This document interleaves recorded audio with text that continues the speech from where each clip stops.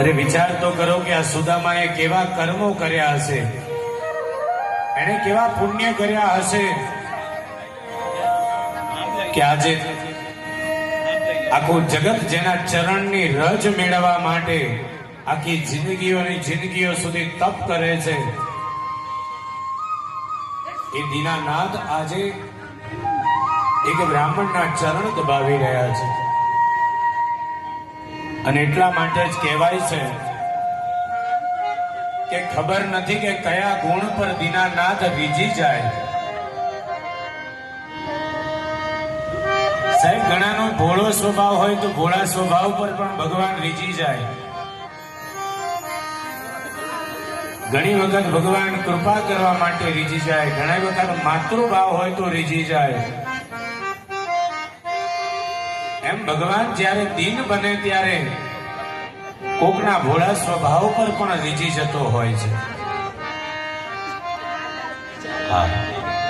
દ્વારિકાધીશ હવે થોડા સુદામાને હજુ પણ સંકોચેલા દેખાયા એટલે ભગવાનને થયું કે હજુ આ સંદેહમાં સંકોચમાં છે, એટલે ભગવાન થોડી મસ્તીની વાતો યાદ કરાવે છે। ભગવાન કૃષ્ણ થોડા મજાકમાં કહે છે કે હે સુદામા, હે મિત્ર,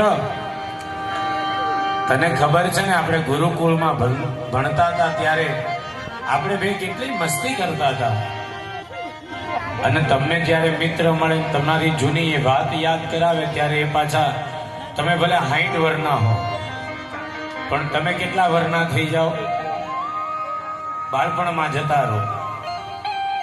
તો આજે કૃષ્ણ અને સુદામા બંને ભલે દ્વારિકા નગરીમાં છે પણ એ પોકી ગયા છે ઉજ્જૈની નગરીમાં આપણે સાંદીપની મુનિના આશ્રમમાં। તો કે હા, હજુ પણ અમને યાદ છે એ દિવસો। તો ભગવાન કૃષ્ણ કહે છે કે હા, આપણે જો એક દિવસ જંગલમાં સમીધા લેવા ગયા, કેવો વરસાદ પડ્યો, આપણે ઝાડ પર ચડી ગયા, આખી રાત રહ્યા, અરે હું તો ઊંઘી ગયો પણ તને ઠંડી લાગતી એટલે તું કેવો દાંત, અને ત્યાં સુદામા બોલ્યા ભાઈ હવે આ વાત બદલ, કારણ કે સુદામા ચણા ખાતા હતા। તો કે તે ખેંચવાની હજુ પણ બંધ કરી નથી, ટોપિક બદલી કાઢ્યો।